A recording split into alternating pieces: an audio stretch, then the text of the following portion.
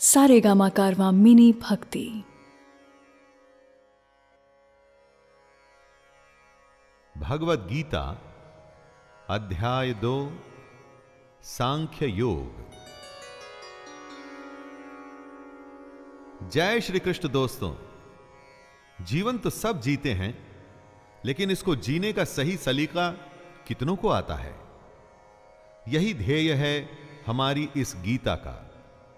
मैं शैलेंद्र भारती भगवान श्री कृष्ण को प्रणाम करते हुए अपना कर्म शुरू करता हूं। जरा ध्यान से सुनिएगा। पहले अध्याय में आपने अर्जुन का विषाद, उसका दुख, उसकी दुविधा जानी। अब श्री कृष्ण उसका उत्तर देंगे और इस अध्याय का नाम है सांख्य योग। इसमें अर्जुन की कायरता तथा उसके भ्रम को लेकर विश्लेषण है, उसका एनालिसिस है। दोस्तों, यहां से शुरुआत होती है उस ज्ञान की जिसके लिए भगवद गीता दुनिया का सबसे महानतम ग्रंथ और ज्ञान का भंडार माना जाता है।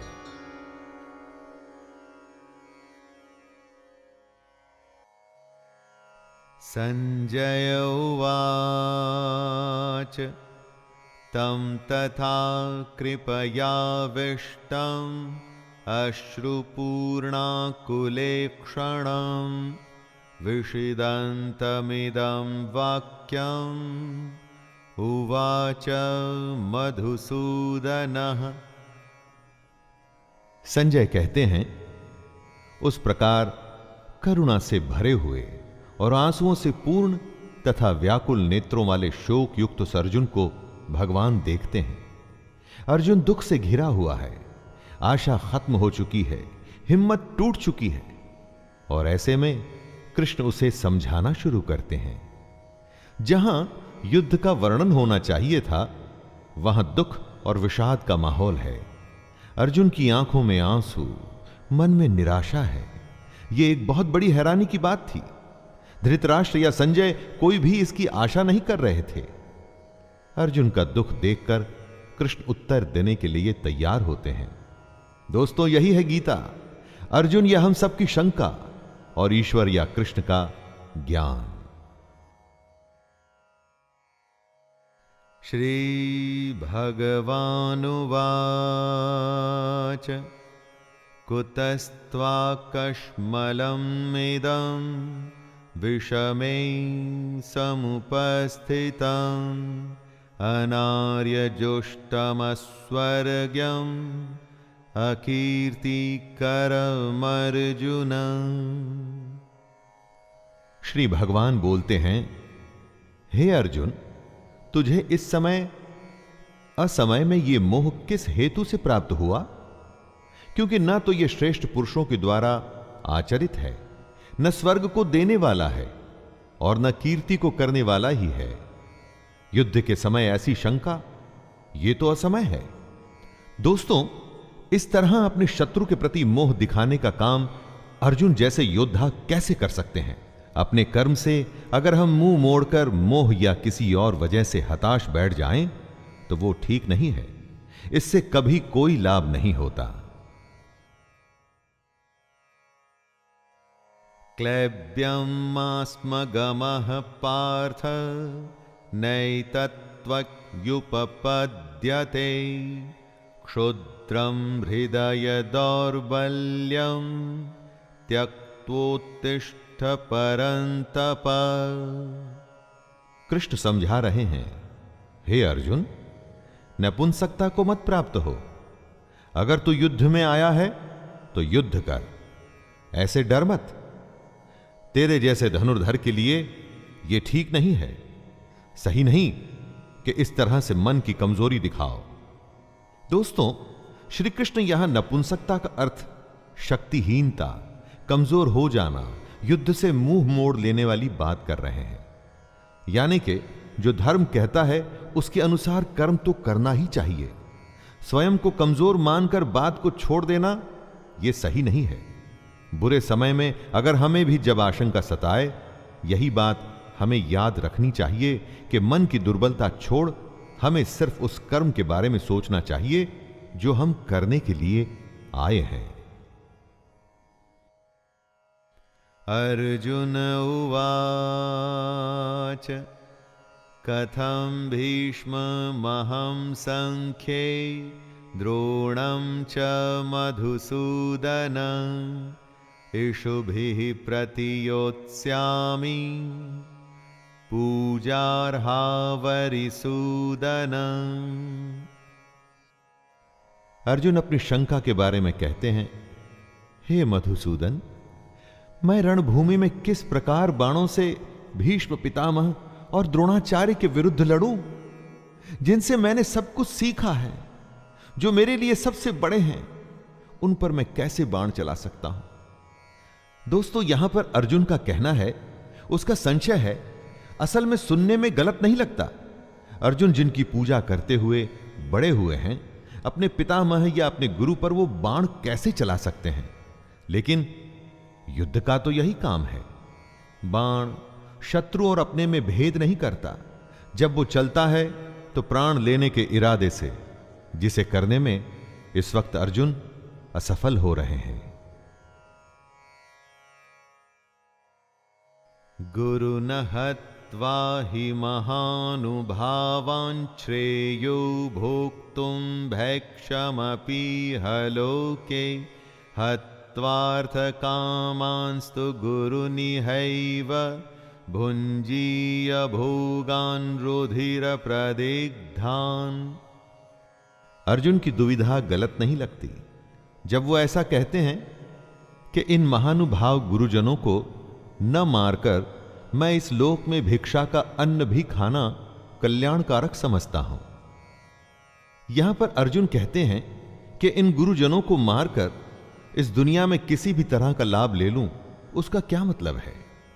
अपने इन लोगों को मारकर उससे अर्थ और भोग, धन धान्य, ऐश्वर्य, ये सब तो मैं प्राप्त कर लूंगा, परंतु ऐसे भोगों से क्या प्राप्त होगा।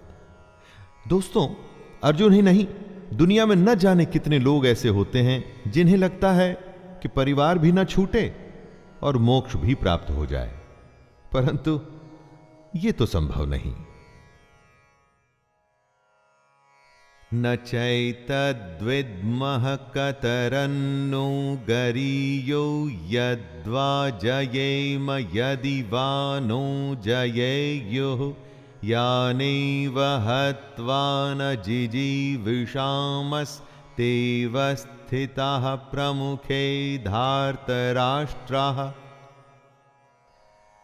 अर्जुन कहते हैं, हम ये भी नहीं जानते कि हमारे लिए युद्ध करना और न करना, इन दोनों में से कौन सा श्रेष्ठ है, अथवा ये भी नहीं जानते कि उन्हें हम जीतेंगे या वे हमको जीतेंगे। और जिनको मारकर हम जीना भी नहीं चाहते, वे ही हमारे आत्मीय धृतराष्ट्र के पुत्र हमारे मुकाबले में खड़े हैं। भविष्य में क्या होगा ये तो कोई भी नहीं जानता। विधि ने क्या विधान लिखा है उसके बारे में किसी को नहीं पता, लेकिन वर्तमान में हम जो करना चाहते हैं उसका निर्णय हमारे हाथ में होता है। हमारे कर्म सिर्फ और सिर्फ हमारे ही हाथ में हैं। तो क्या युद्ध जीतने के लिए अपनों को मारना ठीक है? अपने कर्म को पूरा करने के लिए हमें किस सीमा तक जाना चाहिए और किस सीमा को पार करना चाहिए?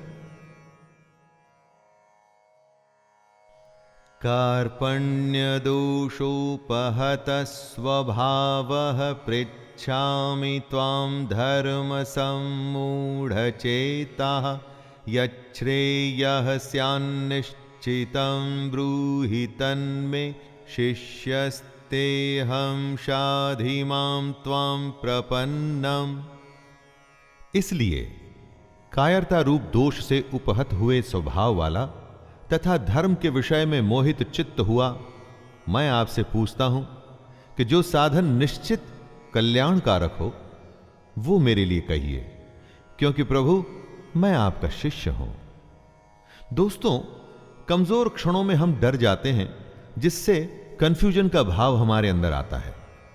अर्जुन ये मान रहे हैं कि वो कंफ्यूज्ड हैं, कायरता का दोष वो अपने ऊपर ले रहे हैं, और तभी तो ये कहते हैं कि श्री कृष्ण मैं आपका स्टूडेंट हूं, आपको सरेंडर करता हूं, मुझे बताइए कि क्या सही है।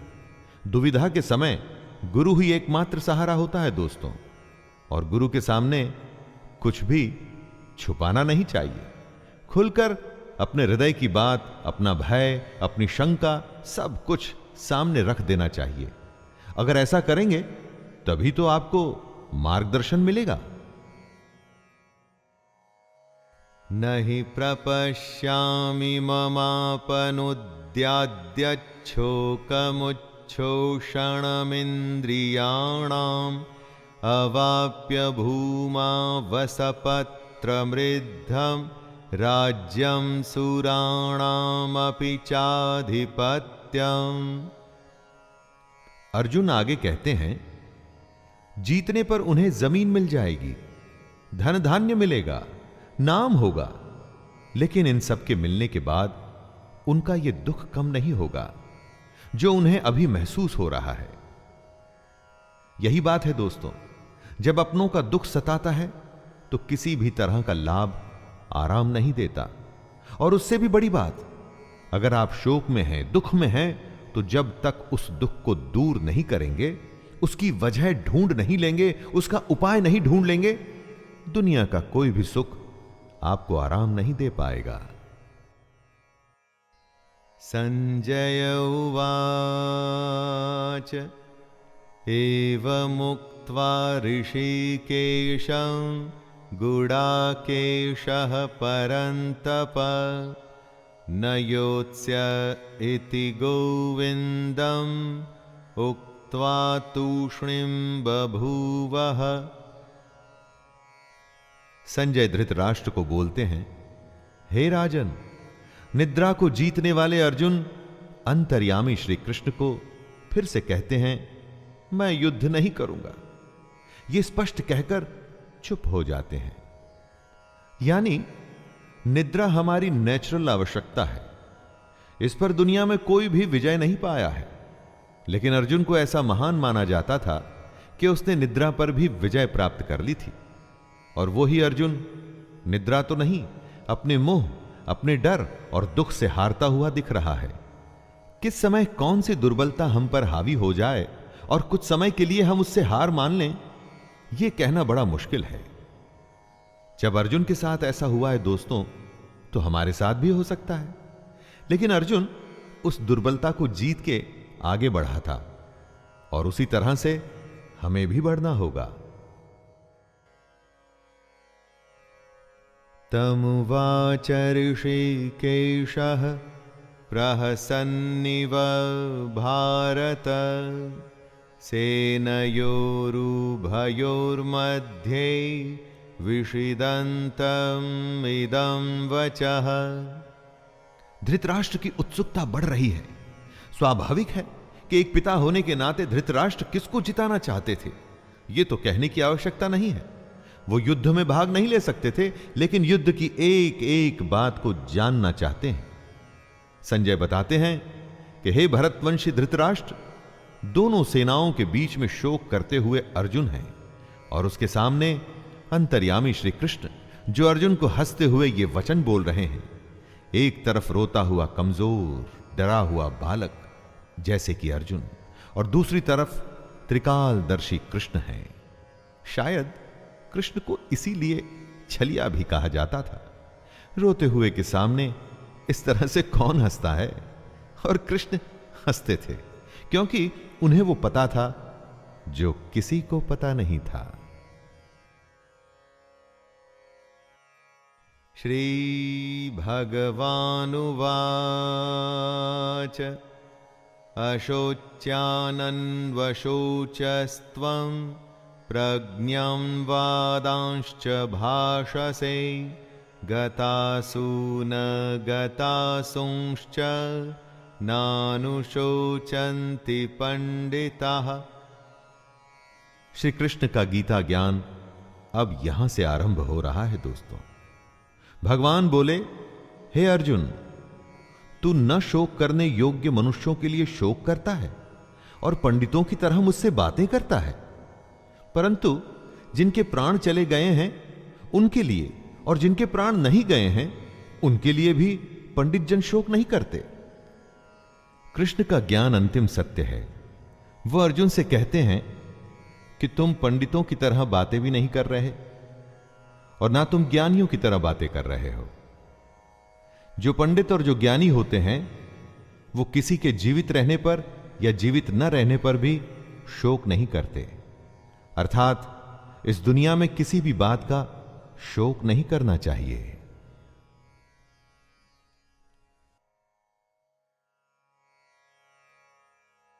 न त्वैवाहं जातु नासं न त्वं नेमे जनाधिपः न चैव न भविष्यामः सर्वे वयमतः परम।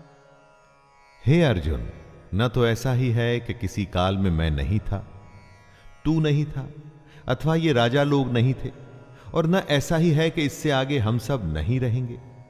ऐसा कोई समय नहीं था अर्जुन, जब अर्जुन नहीं था, कृष्ण नहीं था, बाकी के राजा नहीं थे। हम आते हैं और जाते हैं, फिर से आते हैं, समय का खेल चलता रहता है। अब यह बात अर्जुन या हमारे जैसे दुनियादारी में फंसे लोगों के लिए समझना या समझाना बहुत मुश्किल है दोस्तों, और इसी में से कृष्ण हमें बाहर निकालना चाहते हैं। काल का फेर, जी हां, काल का फेर तो चलता ही रहता है। हर काल में हमारे जैसे, अर्जुन के जैसे और कृष्ण के जैसे लोग होते हैं। आने वाले समय में भी हम तीनों होंगे और ऐसा ही खेल फिर से होगा। देहिनोऽस्मिन् यथा देहे कौमारं यौवनं जरा तथा देहान्तरप्राप्तिर्धीरस्तत्र न मोह्यते। कृष्ण जीवन का खेल समझाते हुए कहते हैं, जैसे जीवात्मा की इस देह में बालकपन, जवानी और वृद्धावस्था होती है, वैसे ही अन्य शरीर की प्राप्ति होती है। इस विषय में धीर पुरुष मोहित नहीं होता। हमारी आत्मा तो वही रहती है, लेकिन शरीर बचपन से बुढ़ापे तक बदलता है। वैसे ही नए जन्म में नया शरीर मिलता है। दोस्तों, कृष्ण कहते हैं कि बदलाव प्रकृति का नियम है। जो अभी है वो अगले पल बदल चुका है। आपको चाहे वो दिखे या न दिखे, आप उसे महसूस करें या न करें। जब बदलाव नियम है, ऐसे नियम के लिए फिर दुखी क्यों होना? जो नहीं बदलता उसे कहते हैं आत्मा। आत्मा की इस परिभाषा को ध्यान से समझ लीजिए। शरीर बदलता है दोस्तों, आत्मा कभी नहीं बदलती।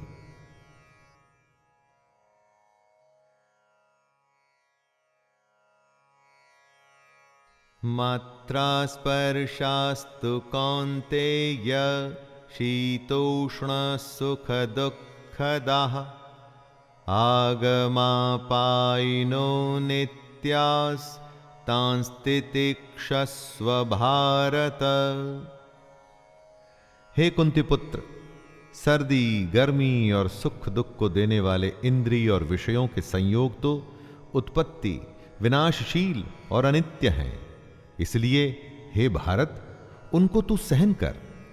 जिन्हें हमारी इंद्रियां महसूस करती हैं, वो सर्दी, गर्मी या सुख दुख आते जाते रहते हैं, हमेशा नहीं रहते। हमारे सेंसेस और उनके विषयों से जुड़ करके हमें भूख, नींद, सुख, दुख, सुकून, बेचैनी जैसे फीलिंग्स आती हैं। लेकिन ये सब हमारे शरीर से जुड़ी बातें हैं जो खत्म होने वाली हैं। सारी की सारी खत्म होने वाली हैं, परंतु जो खत्म नहीं होता उसे कहते हैं आत्मा।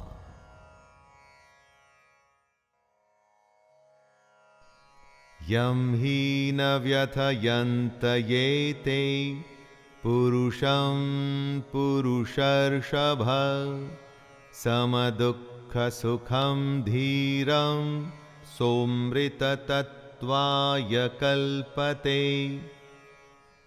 क्योंकि हे पुरुष श्रेष्ठ, दुख सुख को समान समझने वाले जिस धीर पुरुष को ये इंद्रिय और विषयों के संयोग व्याकुल नहीं करते, वह मोक्ष के योग्य होता है।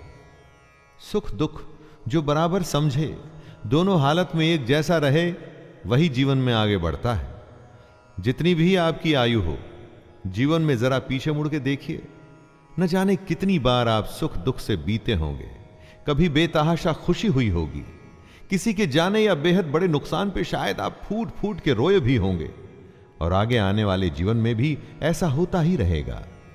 ज्ञानी इस बात को जानते हैं कि ऐसे सुख दुख तो आते जाते रहते हैं। एक ही भाव कभी रुक के नहीं रहता। नासतो विद्यते भावो न भावो विद्यते सतः उभयोरपि दृष्टोऽन्तस्त्वन्नयोस्तत्त्वदर्शिभिः। कृष्ण कहते हैं कि असत वस्तु की तो सत्ता नहीं है और सत का अभाव नहीं है। इस प्रकार इन दोनों का ही तत्वज्ञानी पुरुषों द्वारा देखा गया है। दोस्तों, जो झूठ है उसका कोई मूल्य नहीं, मूल्य सिर्फ सच का ही है। समझदार लोग इस बात को समझते हैं। जिसका आना जाना लगा रहे उसके लिए कोई क्या शोक करे। सुख गया तो दुख दरवाजे पर आने के लिए बिल्कुल तैयार खड़ा है। एक के लिए दुख करेंगे तो आने वाली अच्छी खबर के लिए जल्द ही खुश ही होना पड़ेगा। लेकिन अगर आप ज्ञान को समझें तो पाएंगे कि ये दोनों भाव झूठे हैं। इनका कोई मूल्य नहीं। मूल्य है तो सिर्फ आत्मा का, जो निरंतर है और सिर्फ वही सच है।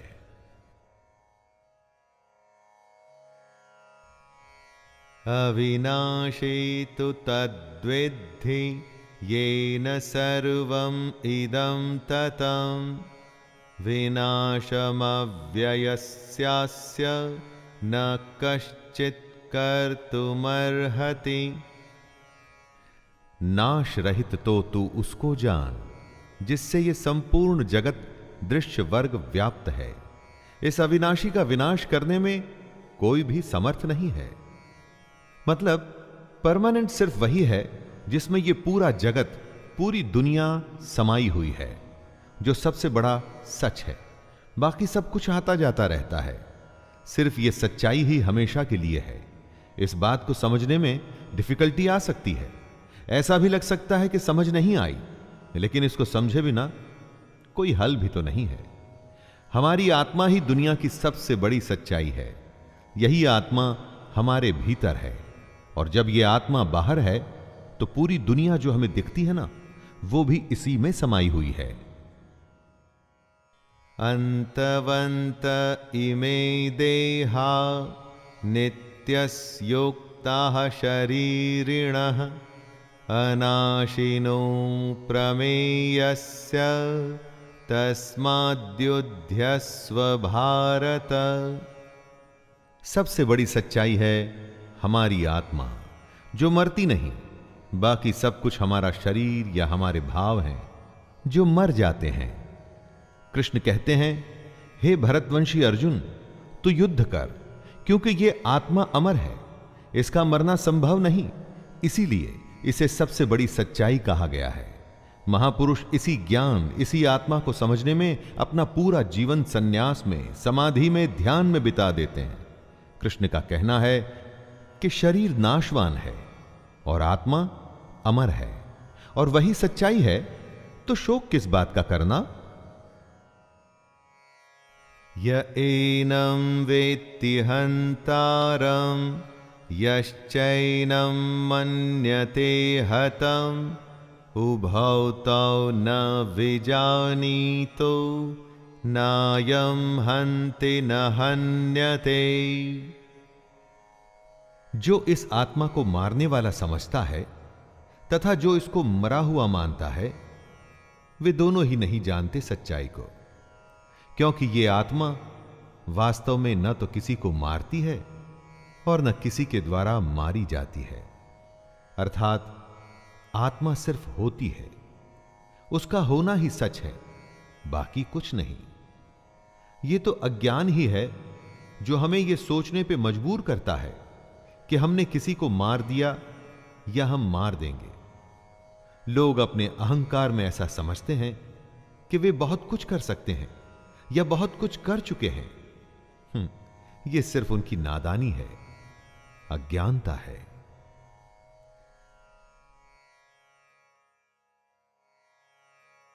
न जायते म्रियते वा कदाचिन्नायं भूत्वा भविता वा न भूयः अजो नित्यः शाश्वतोऽयं पुराणो न हन्यते हन्यमाने शरीरे।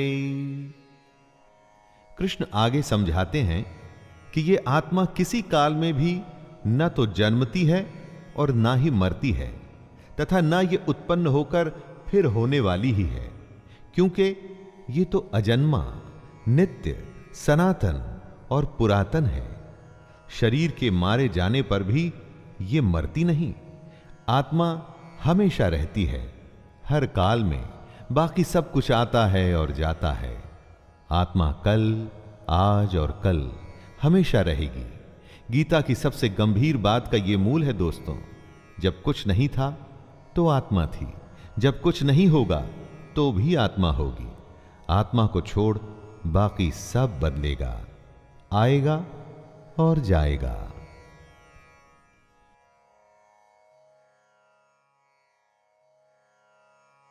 वेदा विनाशिनं नित्यं य एनमजमव्ययम्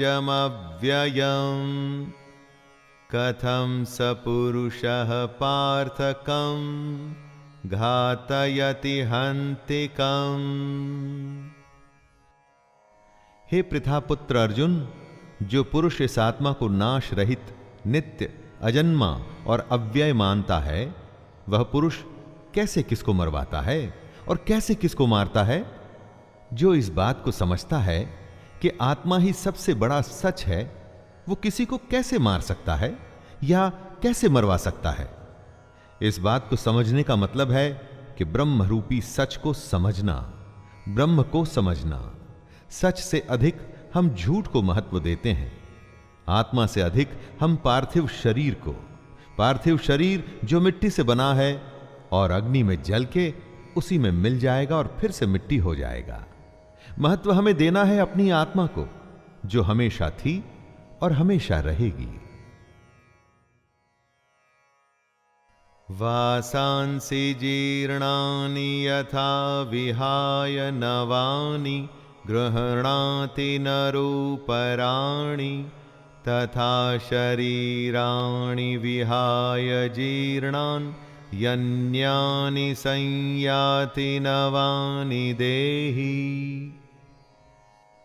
जैसे मनुष्य पुराने वस्त्रों को त्याग कर दूसरे नए वस्त्रों को ग्रहण करता है, वैसे ही जीवात्मा पुराने शरीरों को त्याग कर दूसरे नए शरीरों को प्राप्त होता है। मतलब आत्मा को छोड़ बाकी सब कुछ बदलता है, एकदम वैसे ही जैसे हम कपड़े बदलते हैं। पुराने कपड़े के फट जाने पर, उसके धागे धागे अलग हो जाने पर उसे छोड़ दिया जाता है। वैसे ही अलग अलग कारण से जब मृत्यु होती है और शरीर रहने लायक नहीं रहता, तब आत्मा उसे छोड़कर दूसरे शरीर में चली जाती है। शरीर की आयु होती है, परंतु आत्मा की नहीं। जब देह की आयु पूरी हो जाती है तो उसकी सांसें रुक जाती हैं और आत्मा अपने एक घर को छोड़कर दूसरे घर में जाती है।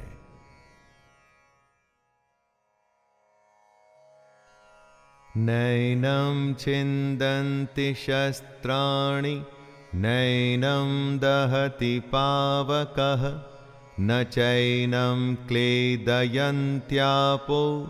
न शोषयति मारुतः।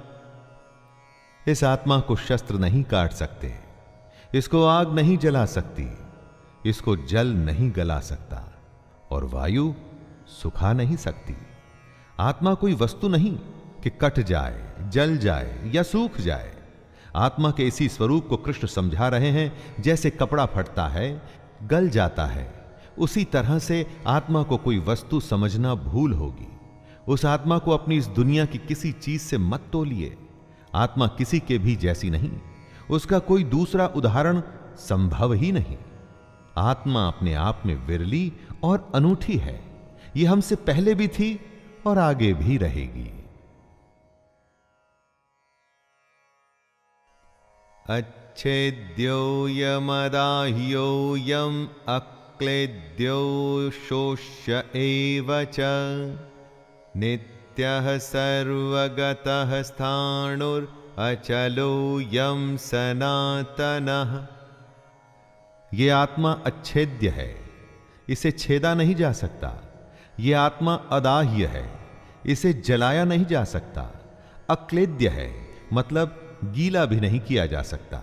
और निसंदेह अशोष्य है मतलब इसे सुखाया भी नहीं जा सकता। ये आत्मा नित्य, सर्वव्यापी, अचल, स्थिर रहने वाली और सनातन है। सनातन का अर्थ क्या होता है दोस्तों? जो हमेशा से है और हमेशा रहेगा, वही आत्मा भी है। श्री कृष्ण ये बताना चाहते हैं कि हम जो नाशवान हैं, मतलब हमारा जो ये शरीर है, इस पर ज्यादा ध्यान न दें। हम समझें आत्मा को जिसका नाश नहीं हो सकता, तभी हमें मुक्ति मिलनी संभव हो सकती है। वरना मोह और दुविधा में हम हमेशा फंसे रह जाएंगे, जैसे कि अभी अर्जुन फंसा हुआ है और अपना कर्म करने को तैयार ही नहीं।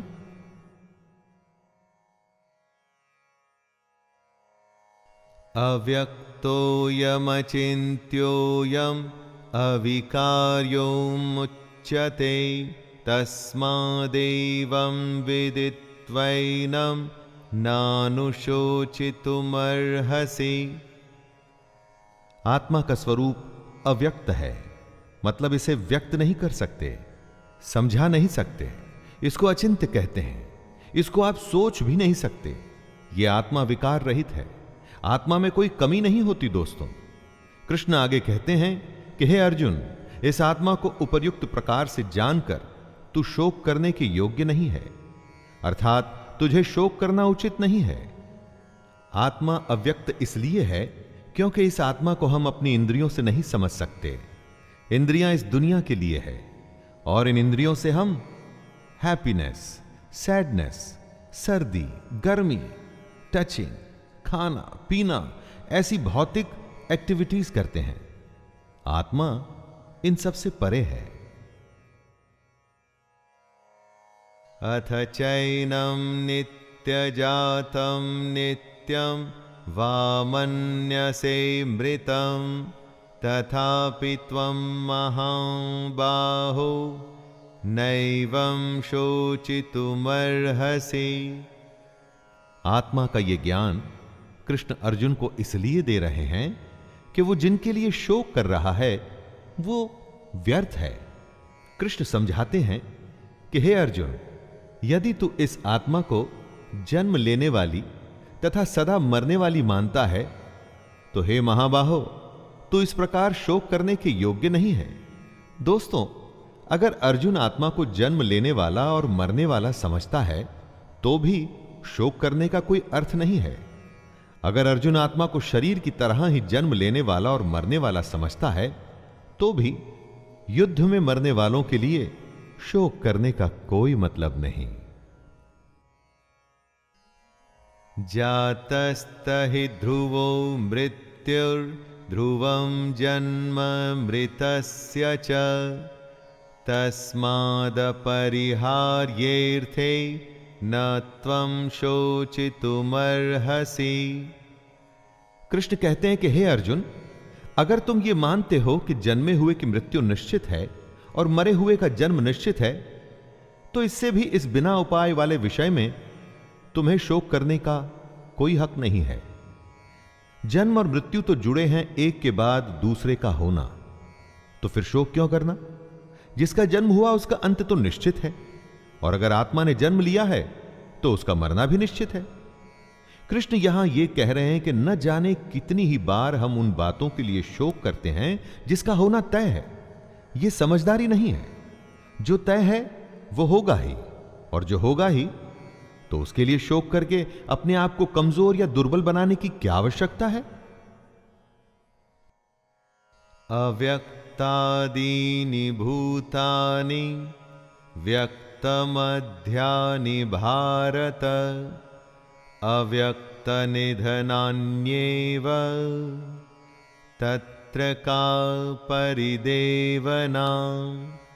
हे अर्जुन, संपूर्ण प्राणी जन्म से पहले अप्रकट थे और मरने के बाद भी अप्रकट हो जाने वाले हैं, केवल बीच में ही प्रकट है। फिर ऐसी स्थिति में शोक क्या करना? हमारा होना, किसी का भी होना उनके जन्म और मृत्यु के बीच में होता है, तो फिर शोक किसके लिए करना? अचानक से एक जन्म होता है, जब कोई नहीं था तो वो एक नया खिलखिलाता हुआ नया जीवन आता है, खुशियां लिए हुए, लेकिन उसके साथ ही किसी के जाने की भी तैयारी शुरू हो गई है। ऐसा तो हो नहीं सकता कि हम अच्छे को स्वीकार करें और बुरे के लिए शोक मनाते रहें। जीवन के सच को हमें मानना पड़ेगा। आश्चर्यवत् पश्यति कश्चिदेन माश्चर्यवद्वदति तथैव चान्यः आश्चर्यवच्चैनमन्यः शृणोति श्रुत्वाप्येनं वेद न चैव कश्चित्। कोई एक महापुरुष ही इस आत्मा को आश्चर्य की भांति देखता है और वैसे ही दूसरा कोई महापुरुष भी इसके तत्व को आश्चर्य की भांति वर्णित करता है, तथा दूसरा कोई अधिकारी पुरुष इसे आश्चर्य की भांति सुनता है, और कोई कोई तो सुनकर भी इसको नहीं जानता। यानी कि आत्मा को समझना बेहद बेहद और बेहद मुश्किल है। कुछ आत्मा के बारे में सुन के हैरान होंगे कि ऐसा कैसे हो सकता है। कोई हैरान होकर आत्मा का वर्णन करेगा, और हम में से कोई ऐसे होंगे जो सुन के इस बात को समझ नहीं पाएंगे। बात को समझिए, कितनी ही बार लोग ज्ञान की बातें सुनते हैं और थोड़ी ही देर में वापस अपनी मोह माया की दुनिया में लग जाते हैं। दोस्तों, उसी मोह माया से तो निकलना है अगर आप आत्मा को समझना चाहते हैं। देहि नित्यमवध्योऽयं देहे सर्वस्य भारत तस्मात् सर्वाणि भूतानि न त्वं शोचितुमर्हसि। हे अर्जुन, यह आत्मा सबके शरीर में सदा ही अवध्य है। इस कारण संपूर्ण प्राणियों के लिए तू शोक करने के योग्य नहीं है। अवध्य यानी आत्मा का वध करना संभव नहीं है। जब आत्मा को कोई मार ही नहीं सकता और आत्मा ही एक सच है, तो तू शोक किसके लिए कर रहा है? दोस्तों, सबसे बड़ी बात जो सामने आती है वो ये कि इस आत्मा को समझें कैसे। इसको समझना ही मोक्ष की प्राप्ति है। स्वधर्ममपि चावेक्ष्य न विकम्पितुमर्हसि धर्म्याद्धियुद्धाश्रेयोऽन्यत् क्षत्रियस्य न विद्यते।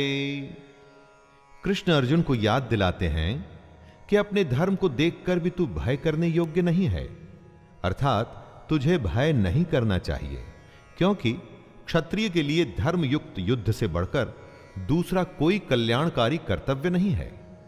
दोस्तों, कृष्ण कहते हैं कि अगर हमने किसी काम को करने का निर्णय ले लिया है तो फिर उससे डरना नहीं चाहिए। पूरे तन मन से बस उस काम को, उस युद्ध को करने में लग जाना चाहिए। ज्ञान यह है कि निर्णय के बाद डरने का कोई मतलब नहीं, सिर्फ करने का मतलब है, कर्म करने का। यदृच्छया चोपपन्नं स्वर्गद्वारमपावृतं सुखिनः क्षत्रियाः पार्थ लभन्ते युद्धमीदृशम्। हे पार्थ, अपने आप प्राप्त हुए और खुले हुए स्वर्ग के द्वार रूप इस प्रकार के युद्ध को भाग्यवान क्षत्रिय लोग ही पाते हैं।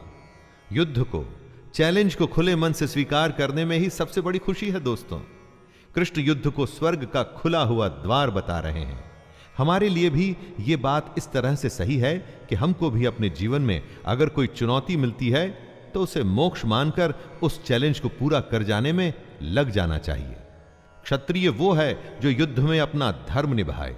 अगर आपकी कामना, आपका प्रयास आपके लिए युद्ध है तो एक क्षत्रिय की तरह आपको भी अपने धर्म को पूरा करना चाहिए।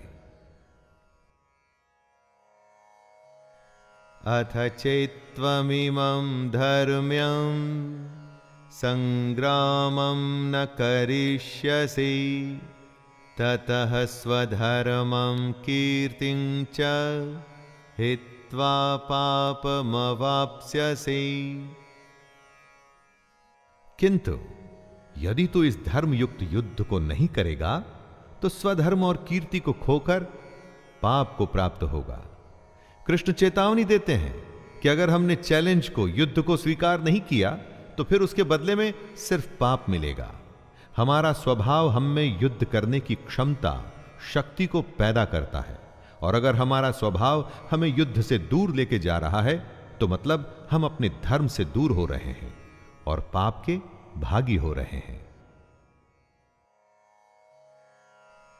अकीर्तिं चापि भूतानि कथयिष्यन्ति ते व्ययां संभावितस्य चाकीर्तिर्मरणादतिरिच्यते। कृष्ण कहते हैं, हे अर्जुन, सब लोग तेरी बहुत काल तक रहने वाली अपकीर्ति का भी कथन करेंगे, और माननीय पुरुष के लिए अपकीर्ति मरण से भी बढ़कर है। मतलब युद्ध करने से अगर मना कर दिया तो उससे बड़ा अपमान, उससे बड़ी बेइज्जती कुछ नहीं हो सकती। कुछ लोगों की भीड़ में अगर आप जाते हैं तो सब आपको सम्मान से देख आपकी प्रशंसा करते हैं, और दूसरी स्थिति में आप कहीं जाते हैं तो लोग अपमान से देखते हैं, अपनी नजरें फेर लेते हैं। आपको क्या स्वीकार है, यश या अपकीर्ति, अपमान या सम्मान? युद्ध को छोड़ देने का मतलब ही अपमान है।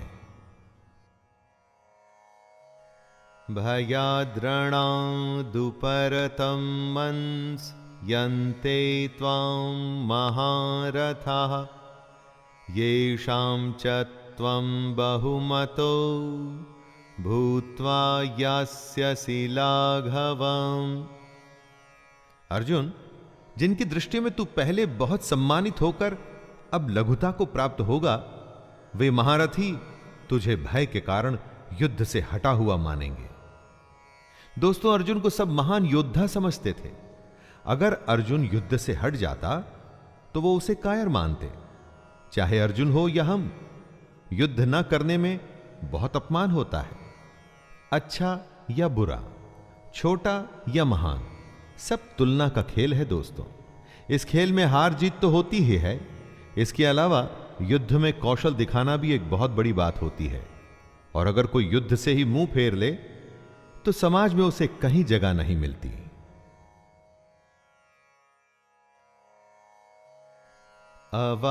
अवाच्यवादांश्च बहून् वदिष्यन्ते तवाहिताः निन्दन्तस्त्वसामर्थ्यं ततो दुःखतरं नु किम्। आपके बैरी, आपके शत्रु तो इसी ताक में रहते हैं कि कब आपकी निंदा कर सकें। युद्ध से भाग के उन्हें ऐसा मौका क्यों देना? हे अर्जुन, तेरे बैरी लोग तेरे सामर्थ्य की निंदा करते हुए तुझे बहुत से न कहने जैसे वचन भी कहेंगे। उससे अधिक दुख और क्या होगा? अपने चारों तरफ देखिए दोस्तों, ऐसे लोगों की कमी नहीं होगी जो इस मौके की तलाश में हैं कि कैसे आपको नीचा दिखाया जाए।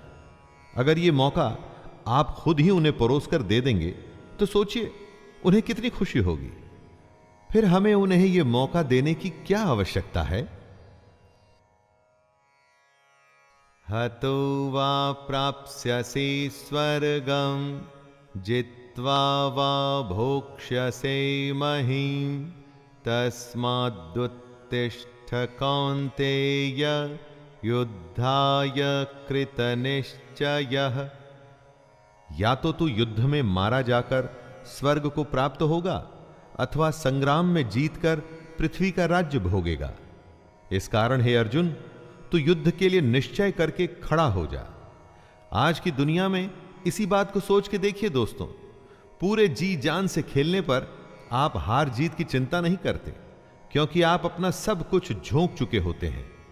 जीतने पर नाम होता है और हारने पर भी आप अपने और दूसरों के मन में सम्मान पाते हैं, क्योंकि आपने धर्म के अनुसार युद्ध किया। इसलिए अपनी चुनौतियों से, चैलेंजेस से कभी भी मुंह नहीं मोड़ना चाहिए। सुख दुखे समे कृत्वा लाभालाभौ जया जयौ ततो युद्धाय युज्यस्व नैवं पापमवाप्स्यसि। जय पराजय, लाभ हानि और सुख दुख को समान समझकर उसके बाद युद्ध के लिए तैयार हो जा। इस प्रकार युद्ध करने से हे अर्जुन, तू पाप को नहीं प्राप्त होगा। दोस्तों, अपनी चुनौती में अगर आप अपना सर्वस्व लगा देते हैं तो जीतने पर तो सब कुछ मिलेगा ही, लेकिन अगर हार भी जाते हैं तो अफसोस नहीं होगा, निराशा नहीं होगी, क्योंकि आपके पास जो भी था वो आपने युद्ध में, अपनी चैलेंजेस में लगा दिया। अब इस स्थिति को बड़े ध्यान से देखिए। युद्ध में अपना सब कुछ लगाने पर हार जीत में अंतर कम हो जाता है, और यही तो कृष्ण भी कह रहे हैं कि सुख और दुख को एक जैसा समझें और बस युद्ध में लग जाएं। अच्छा बुरा सबको एक जैसा समझकर बस अपने काम, अपनी चुनौती में लग जाइए। एषा ते विहिता सांख्ये बुद्धिर्योगे त्विमां शृणु बुद्ध्या युक्तो यया पार्थ कर्मबंधं प्रहास्यसि। हे पार्थ, यह बुद्धि तेरे लिए ज्ञान योग के विषय में कही गई है, और अब तू इसको कर्म योग के विषय में सुन। दोस्तों, अब कृष्ण कर्म योग के बारे में बता रहे हैं, जिससे कर्मों के बंधन को तोड़ा जा सके, नष्ट किया जा सके। ज्ञान सोचने और समझने की बात है, और कर्म व्यवहारिक यानी प्रैक्टिकल, सच्चाई, दोनों तरीके हैं अपने गंतव्य, मंजिल या डेस्टिनेशन पर पहुंचने के। यनेहाभिक्रमनाशोस्ति प्रत्यवातो न विद्यते स्वल्पमप्यस्य धर्मस्य त्रायते महतो भयात्। इस कर्म योग में आरंभ का अर्थात बीज का नाश नहीं है, और उल्टा फल रूपी दोष भी नहीं है, बल्कि इस कर्म योग रूपी धर्म का थोड़ा सा भी साधन जन्म मृत्यु रूपी महान भय से रक्षा करवा देता है। सबके लिए ज्ञान का, साधना का, साधुओं का मार्ग संभव नहीं है।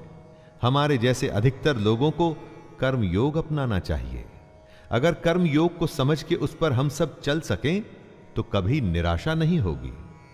अगर इस कर्म योग को हम थोड़ा सा भी समझ लें तो जन्म और मृत्यु के डर से हमेशा के लिए बच सकते हैं।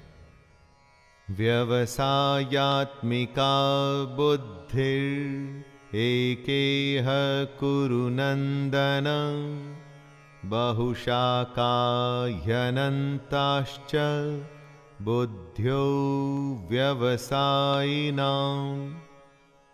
हे अर्जुन, इस कर्म योग में निश्चयात्मिका बुद्धि एक ही होती है, किंतु अस्थिर विचार वाले विवेकहीन सकाम मनुष्यों की बुद्धियां निश्चय ही बहुत भेदों वाली और अनंत होती है। जब फैसला लेना हो तो बुद्धि एक ही होती है, लेकिन जहां सोच की, फैसले की, निर्णय की कमी हो वहां कई बुद्धियां काम करती हैं। यहां अनिर्णय की स्थिति के बारे में कहा गया है। दोस्तों, जब आप फैसला नहीं ले पाते हैं, कोई डिसीजन नहीं ले पाते हैं, तो न जाने कितनी ही दिशाओं में आपका ध्यान, आपकी बुद्धि जाती है। लेकिन अगर आप निर्णय करने की सोच लें तो उसके बाद सिर्फ उस काम को करने का ही प्रण होता है। और अगर ऐसा नहीं है तो ऐसा होना चाहिए। यामिमां पुष्पितां वाचं प्रवदन्त्य विपश्चितः वेदवादरताः पार्थ नान्यदस्तीति वादिनः।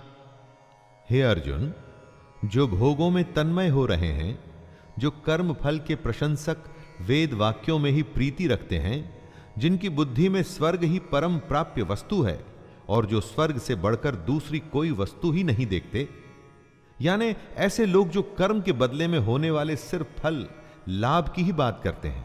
जब भी कोई काम उससे होने वाले फायदे से शुरू होता है तो वो काम नहीं, स्वार्थ हो जाता है, उसे कर्म नहीं कह सकते। जो लोग ऐसा करते हैं उन्हें कृष्ण कर्म फल का प्रशंसक बता रहे हैं। आप अकर्मी होने से बचिए। कामात्मानः स्वर्गपरा जन्म कर्म फल प्रदां क्रिया विश्लेष बहुलां भोगैश्वर्य गतिं प्रति। ऐसे लोगों को कृष्ण ढोंगी बताते हैं। वो कहते हैं, हे अर्जुन, ऐसा कहने वाले हैं वे अविवेकी जन इस प्रकार की जिस पुष्पित अर्थात दिखाऊ शोभा युक्त वाणी को कहा करते हैं, ऐसे लोग ढोंगी होते हैं। यानी वो लोग जो कर्म की बात सिर्फ इसलिए करते हैं ताकि उन्हें बदले में भोग और ऐश्वर्य जैसे फल या लाभ मिल सकें, काम से ज्यादा उसके होने वाले फायदे की बात करना ढोंग है। कई लोग आपको मिलेंगे जो जमीन पर इतना काम नहीं करेंगे जितना वो हवाई किले बनाएंगे।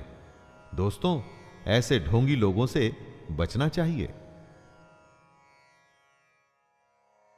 भोगैश्वर्य प्रसक्तानां तया परित चेतसां व्यवसायात्मिका बुद्धिः समाधौ न विधीयते। जो कर्म की बातें सिर्फ भोग और ऐश्वर्य के लिए करते हैं, जिनका ध्येय सिर्फ भोग और ऐश्वर्य है, उन पुरुषों की परमात्मा में निश्चयात्मिका बुद्धि नहीं होती। यानी ऐसे लोगों का ध्येय स्वार्थ होता है, फायदा होता है। भगवान या अपने काम में सच्ची लगन नहीं होती। ऐसे लोगों की संगत से बचना चाहिए। इनकी पहचान होती है इनके नेगेटिव रवैये से। इनकी बातों से आप समझ जाएंगे कि काम में इनकी कोई रुचि नहीं, बस उस काम का फल भोगने में इनको बहुत रुचि है। त्रैगुण्य विषया वेदा निस्त्रैगुण्यो भवार्जुन निर्द्वन्द्वो नित्यसत्वस्थो निर्योगक्षेम आत्मवान। हे अर्जुन, वेदों के कर्म कांड हमारी प्रकृति के 3 गुणों से जुड़े हैं। इसलिए तू उन भोगों एवं उनके साधनों में आसक्तिहीन, हर्ष शोकादि द्वंद्वों से रहित, नित्य वस्तु परमात्मा में स्थित योग और क्षेम को न चाहने वाला और स्वाधीन अंतःकरण वाला हो। यहां पर कृष्ण अत्यंत कठिन लेकिन सबसे बड़ी बात कह रहे हैं। वो कहते हैं कि वेद भी सिर्फ 3 गुणों में ही सीमित हो जाते हैं, उससे आगे वो भी नहीं जानते। उससे आगे है कर्मयोग। उनका कहना है कि कर्म करो लेकिन उसमें आसक्ति नहीं, उससे जुड़े सुख दुख से लगाव न रखो। यावानर्थ उदपाने सर्वतः संप्लुतोदके तावान् सर्वेषु वेदेषु ब्राह्मणस्य विजानतः। बेहद बड़े जलाशय के प्राप्त हो जाने पर छोटे जलाशय में मनुष्य का जितना प्रयोजन रहता है, उसी तरह से अगर जिसने ब्रह्म तत्व को समझ लिया तब उसके लिए वेदों की कोई आवश्यकता नहीं। पोथी पढ़ पढ़ जग मुआ पंडित भया न कोय। पोथी या वेद से ही आपको सफलता मिले ऐसा सोचना गलत है।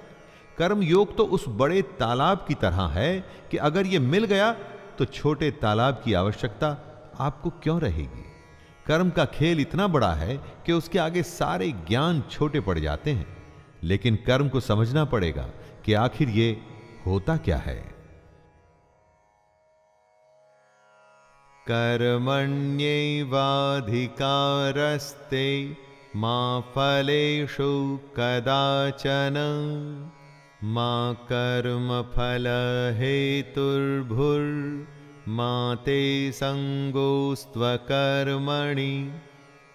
तेरा कर्म करने में ही अधिकार है, उसके फलों में कभी नहीं। इसलिए तू कर्मों के फल के लिए काम मत कर।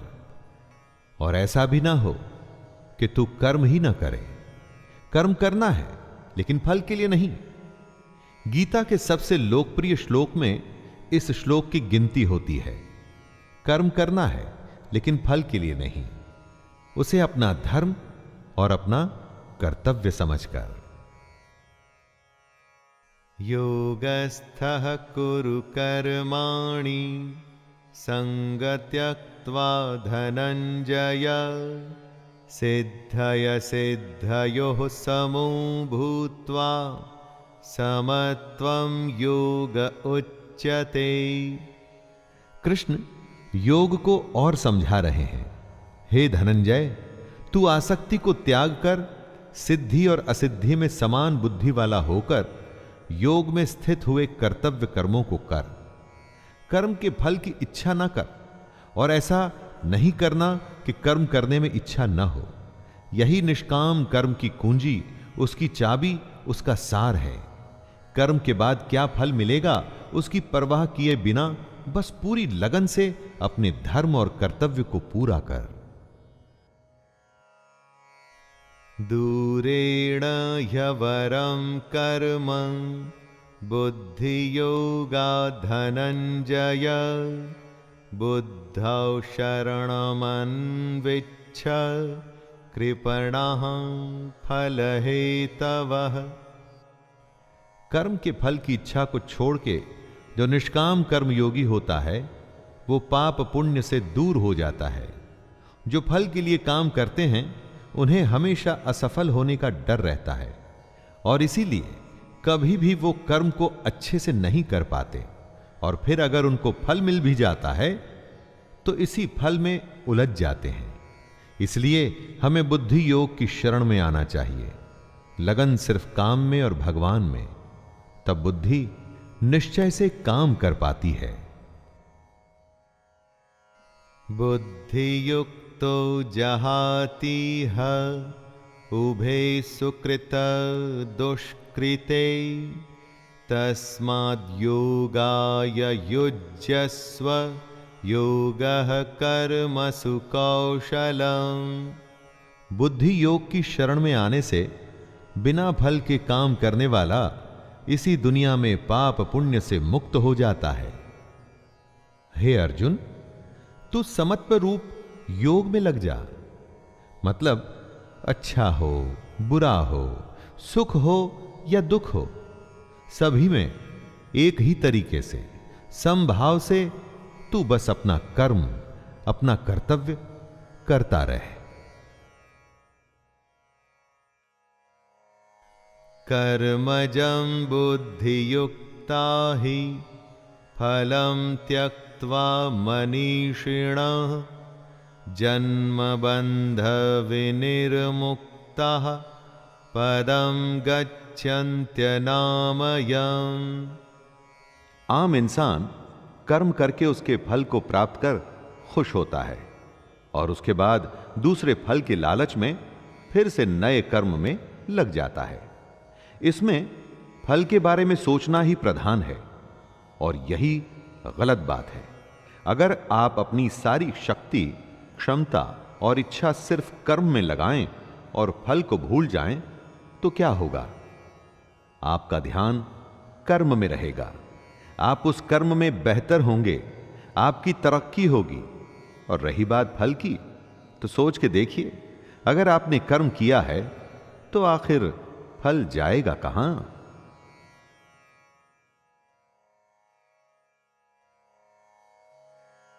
यदा ते मोह कलिलं बुद्धिर्व्यतितरिष्यति तदा गन्तासि निर्वेदं श्रोतव्यस्य श्रुतस्य च। कर्म के फल का मोह हो या रिश्तों का मोह, धन या ऐश्वर्य का मोह, यही मोह हमें फंसाता है। जब बुद्धि मोह के दलदल से निकल जाती है, तब परमात्मा के पास आने की राह निकल आती है। रिश्ते, धन, ऐश्वर्य बुरे नहीं, उनसे मोह बुरा है, क्योंकि जब आपका लगाव इन वस्तुओं से हो जाता है तो सोचने की शक्ति कम हो जाती है, बुद्धि ठीक से काम नहीं करती, फैसले गलत हो जाते हैं। इसलिए इस मोह को बुरा बताया गया है। धृतराष्ट्र के पुत्र मोह से ही पूरा महाभारत हुआ। युधिष्ठिर के द्यूत या जुए के मोह में उनका पूरा राज्य चला गया था। दोस्तों, ये उस समय की ही बात नहीं है। आप चाहें तो आज के समय के भी कई सारे उदाहरण जो आप अपने आसपास में देख सकते हैं। श्रुति विप्रतिपन्ना ते यदा स्थास्यति निश्चला समाधावचला बुद्धिस्तदा योगमवाप्स्यसि। जितने लोग होते हैं उतने किस्म की बातें होती हैं, और जितनी बातें होती हैं उतने तरीके से बुद्धि सोचती है। जब दिमाग, बुद्धि स्थिर होकर एक जगह या परमात्मा में लग जाती है तो उसे ही योग कहते हैं। बुद्धि का स्थिर हो जाना ही एकाग्रता यानी कंसंट्रेशन कहलाता है। दोस्तों, स्थिर होकर एकाग्रता से कुछ करने को समाधि की स्थिति भी कहते हैं। और अगर आपने कंसंट्रेशन से काम किया हुआ हो तो मैं दावे के साथ कहता हूं कि वो काम कभी भी व्यर्थ नहीं होगा। अर्जुन उवाच स्थितप्रज्ञस्य का भाषा समाधिस्थस्य केशव स्थितधिः किं प्रभाषेत किमासीत व्रजेत किम्। अर्जुन पूछते हैं, हे केशव, समाधि में स्थित परमात्मा को प्राप्त हुए स्थिर बुद्धि पुरुष का क्या लक्षण है? वह स्थिर बुद्धि पुरुष कैसे बोलता है, कैसे बैठता है और कैसे चलता है? दोस्तों, आप जरूर जानना चाहेंगे कि जो लोग अपनी अपनी फील्ड में सबसे ऊपर पहुंचते हैं उनकी सफलता का रहस्य क्या है। अर्जुन भी जानना चाहता है कि जो स्थिर होके अपनी बुद्धि को एक जगह लगा देते हैं उनकी पहचान क्या है। श्री भगवानुवाच प्रजहाति यदा कामान् सर्वान् पार्थ मनोगतान् आत्मयैवात्मना तुष्टः स्थितप्रज्ञस्तदोच्यते। श्री भगवान उत्तर देते हैं, हे अर्जुन, जिस काल में ये पुरुष मन में स्थित संपूर्ण कामनाओं को भली भांति त्याग देता है और आत्मा से आत्मा में ही संतुष्ट रहता है, उस काल में वह स्थित प्रज्ञ कहा जाता है। भगवान कृष्ण ने बताया था कि आत्मा ही सबसे बड़ी सच्चाई है। मोह, इच्छा या कामना छोड़ना ही आत्मा के पास आना है। जिसको संतुष्टि, शांति के लिए किसी दूसरे पर निर्भर नहीं रहना पड़ता, वो ही अपनी कामना को त्याग सकता है। दोस्तों सोचिए, क्या आपको अपनी खुशी, अपनी शांति के लिए किसी और की आवश्यकता पड़ सकती है? दुःखेष्वनुद्विग्नमनः सुखेषु विगतस्पृहः वीतरागभयक्रोधः स्थितधीर्मुनिरुच्यते। बुरा होने पर जिसके मन में दुख पैदा न हो, अच्छा होने पर जो मन भी शांत रहे, खुशी से पागल न हो, गुस्सा, डर या प्रेम जो सब कुछ एक ही भाव से एक ही जैसे देखता हो, उसकी बुद्धि स्थिर रहती है और वही मुनि या योगी कहलाता है। अच्छी खबर पे खुश हो जाना, बुरे पे उदास, ये तो स्वाभाविक ही है। अगर किसी जानवर को भी आप कुछ खाने को देंगे तो वो खुश होगा, छीन लेंगे तो उसे बुरा लगेगा। लेकिन इस सब से जो ऊपर उठ जाता है, अलग अलग अवस्थाओं में भी वो अपनी स्वयं की हालत नहीं बदलता, मतलब उसकी बुद्धि स्थिर है, यानी वो मुनि है। वो योगी कहलाने के लायक है। यह सर्वत्रानभिस्नेहस्तत् तत्प्राप्य शुभाशुभं नाभिनन्दति न द्वेष्टि तस्य प्रज्ञा प्रतिष्ठिता। जिसमें लगाव नहीं है, शुभ हो या अशुभ, अच्छा या बुरा, जो दोनों को एक जैसे देखता है, वही अपनी बुद्धि को स्थिर रखता है। इस श्लोक में कृष्ण समझा रहे हैं कि किस तरह से अलग अलग हालत में खुद को, अपनी बुद्धि को स्थिर रखा जाए, कैसे संयम और धैर्य से हम अपने जीवन में अनुशासन ला सकते हैं, वरना चारों तरफ या तो दुख की हाहाकार होगी या खुशी से लोग झूम रहे होंगे।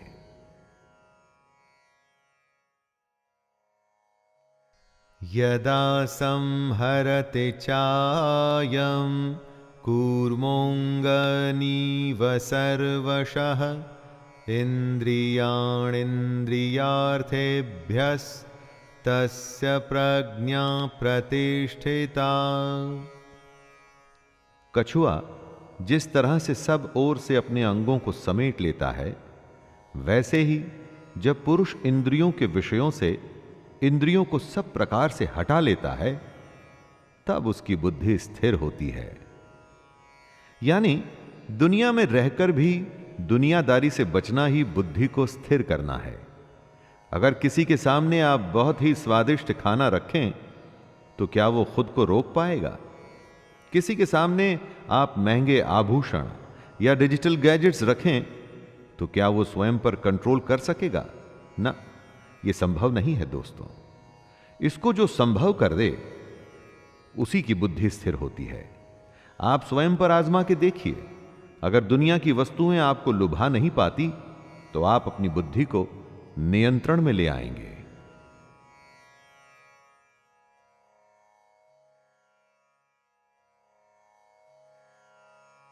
विषया विनिवर्तन्ते निराहारस्य देहिनः रसवर्जं रसोऽप्यस्य परं दृष्ट्वा निवर्तते। संभव है कि हम दुनिया के विषयों में रुचि न लें, इससे हम दुनिया से दूर तो हो जाएंगे, लेकिन दुनिया के प्रति उनकी आसक्ति नहीं जाती।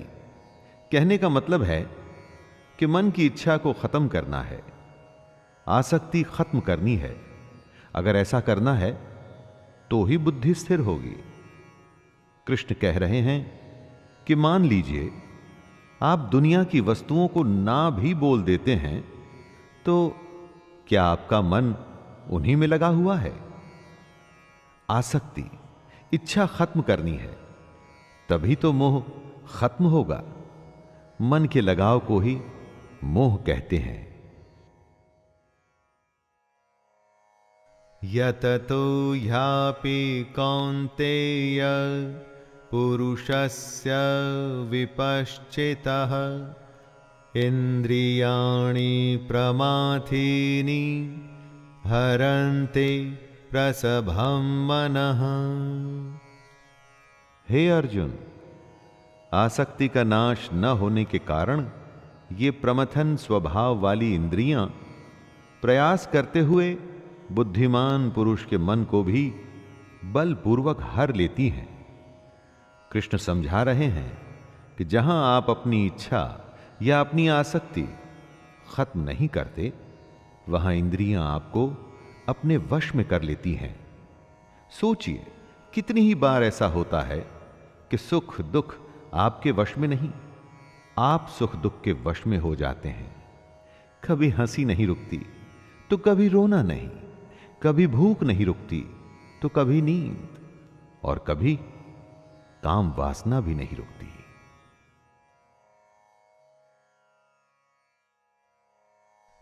तानि सर्वाणि संयम्य युक्त आसीत मत्परः वशे हि यसेन्द्रियाणि तस्य प्रज्ञा प्रतिष्ठिता। इंद्रियों को वश में करके भगवान को ध्यान में रख जो बैठता है, अपने कर्म अपने कर्तव्य में जो ध्यान लगाता है, उसी की बुद्धि स्थिर हो जाती है।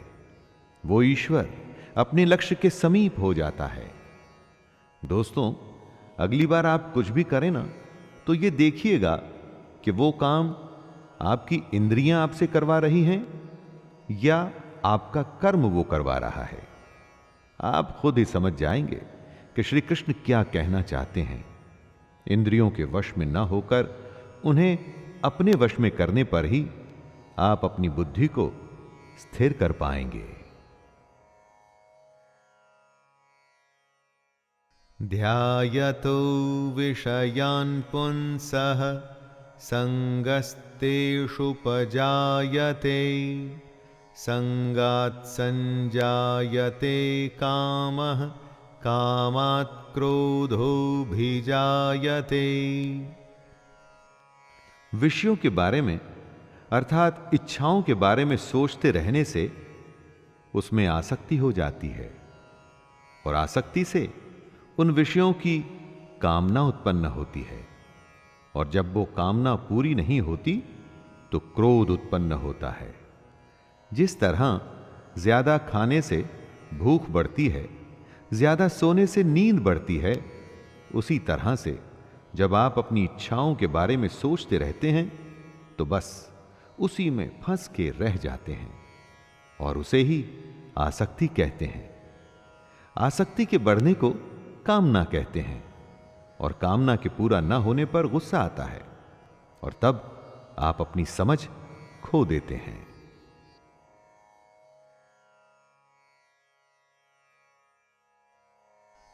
क्रोधाद् भवति सम्मोहः सम्मोहात् स्मृतिविभ्रमः स्मृतिभ्रंशात् बुद्धिनाशो बुद्धिनाशात् प्रणश्यति।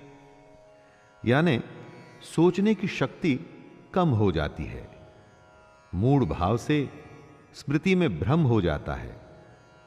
जब सोच नहीं सकते तो याद भी नहीं रख सकते। स्मृति में भ्रम हो जाने से बुद्धि अर्थात ज्ञान शक्ति का नाश हो जाता है।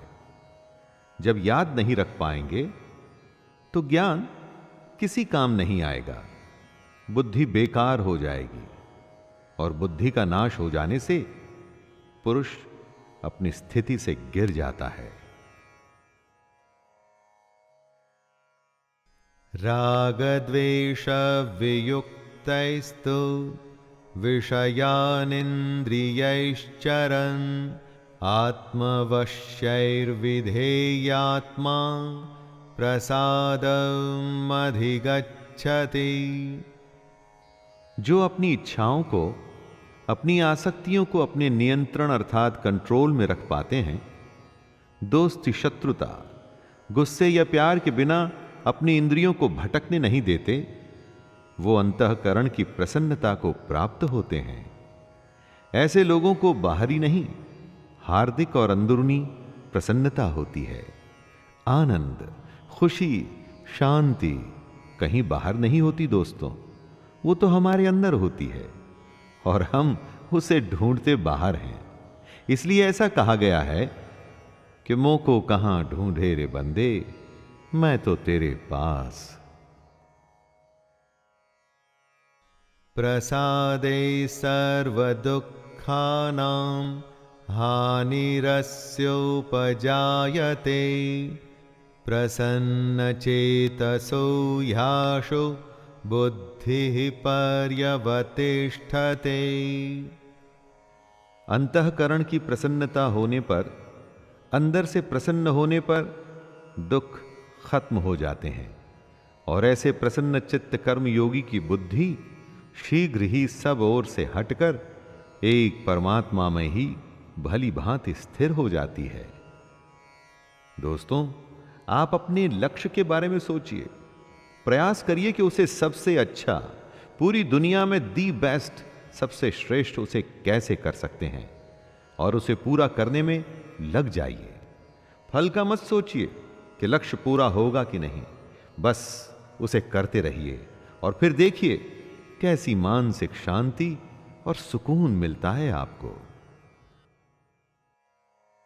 नास्ति बुद्धिरयुक्तस्य न चायुक्तस्य भावना न चाभावयतः शांतिर्शान्तस्य कुतः सुखम। जो पुरुष अपने मन या अपनी इंद्रियों को नहीं जीत पाते, उनमें निश्चयात्मिका बुद्धि नहीं होती, यानी कि वो स्पष्ट और सटीक निर्णय नहीं ले पाते। ऐसे मनुष्य के अंतःकरण में भावना भी नहीं होती। भावनाहीन मनुष्य को शांति नहीं मिलती, और शांति रहित मनुष्य को सुख कैसे मिल सकता है? बीमार आदमी क्या अच्छा खाना और क्या बुरा खाना, उसे कुछ अच्छा नहीं लगता। जो अंदर होता है वो बाहर आता ही है। जब आपके अंदर शांति नहीं होगी तो आप आनंद कभी भी प्राप्त नहीं कर पाएंगे।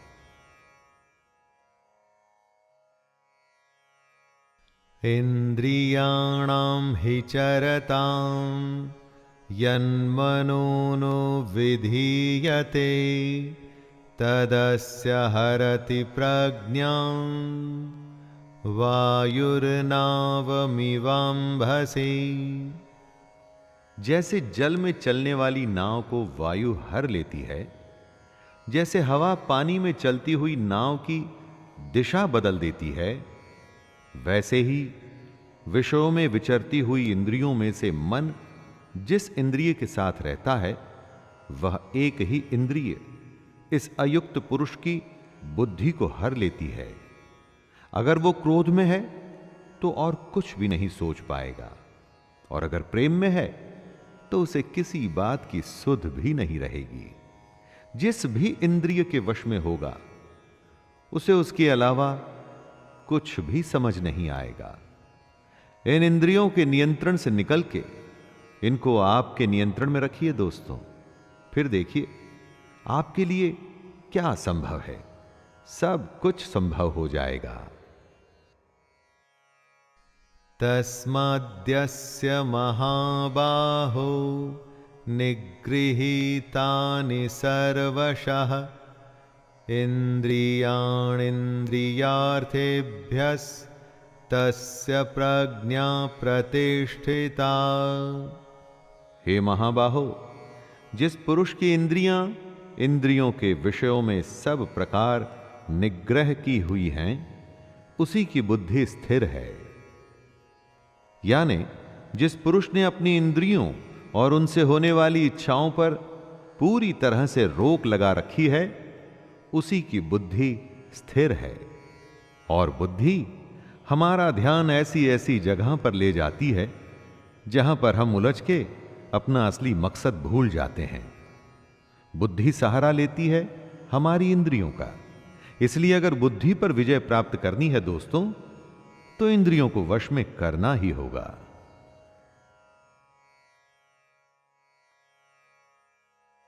या निशा सर्वभूतानां तस्यां जागर्ति संयमी यस्यां जाग्रति भूतानि सा निशा पश्यतो मुनेः। संपूर्ण प्राणियों के लिए जो रात्रि के समान है, उस नित्य ज्ञान स्वरूप परमानंद की प्राप्ति में स्थित प्रज्ञ योगी जागता है। और जिस नाशवान सांसारिक सुख की प्राप्ति में सब प्राणी जागते हैं, परमात्मा के तत्व को जानने वाले मुनि के लिए वह रात्रि के समान है। दोस्तों, कृष्ण की यह बात गहरी है और समझनी पड़ेगी। जो सबके लिए रात है, उस रात में योगी परमात्मा के लिए, ज्ञान के लिए जागता है और साधना करता है। और जो सबके लिए सांसारिक सुख है, जिसके लिए संसार में हर कोई जागता है, वो सुख योगी के लिए रात के समान है। जब सब सोते हैं तो मेहनती बच्चा रात में जाग के पढ़ता है और परीक्षा में वो ही अव्वल आता है। आपूर्यमाणमचल प्रतिष्ठं समुद्रमापः प्रविशन्ति यद्वत् तद्वत् कामायं प्रविशन्ति सर्वे स शान्तिमाप्नोति न कामकामी। जैसे नाना प्रकार की नदियों के जल सब ओर से परिपूर्ण अचल प्रतिष्ठा वाले समुद्र में उसको विचलित न करते हुए ही समा जाते हैं, वैसे ही सब भोग जिस स्थित प्रज्ञ पुरुष में किसी प्रकार का विकार उत्पन्न किए बिना समा जाते हैं, वही पुरुष परम शांति को प्राप्त होता है, भोगों को चाहने वाला नहीं। नदियां समुद्र को विचलित अर्थात उसे डिस्टर्ब नहीं करती, उसी तरह से स्थिर बुद्धि वाले पुरुष में सारी इच्छाएं, सारे भोग समा जाते हैं और उसे विचलित नहीं करते।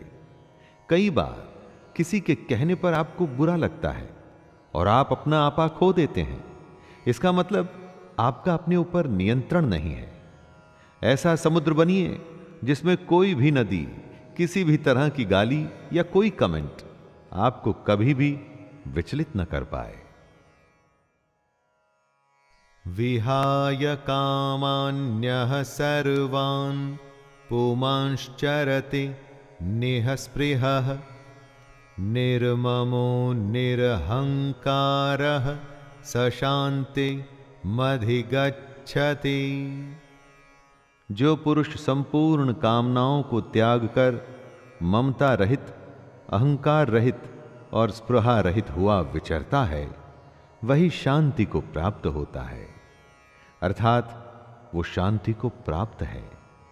कामना का, इच्छा का त्याग करना है, उससे मोह नहीं रखना है, घमंड नहीं करना है, दुनिया में रहकर भी दुनिया से अलग रहना है।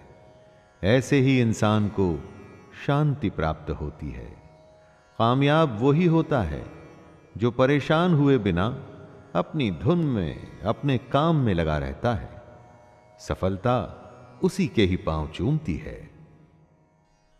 एषा ब्राह्मी स्थितिः पार्थ नैनां प्राप्य विमुह्यते स्थित्वा स्यामन्तकालेऽपि ब्रह्मनिर्वाणमृच्छते। हे अर्जुन, ये ब्रह्म को प्राप्त हुए पुरुष की स्थिति है। इसको प्राप्त होकर योगी कभी मोहित नहीं होता और अंतकाल में भी इस ब्रह्म स्थिति में स्थित होकर ब्रह्मानंद को प्राप्त हो जाता है। दोस्तों, कृष्ण अर्जुन को बता रहे हैं कि जो पुरुष ऐसा करने में सफल होता है उसे ब्रह्म की प्राप्ति होती है। ब्रह्म का अर्थ है सबसे बड़ा सत्य, इससे आगे कुछ भी नहीं होता। कृष्ण कहते हैं कि ये जो सारे लक्षण हैं उन लोगों के हैं जो अपनी बुद्धि को स्थिर रखकर अपने लक्ष्य को प्राप्त करते हैं।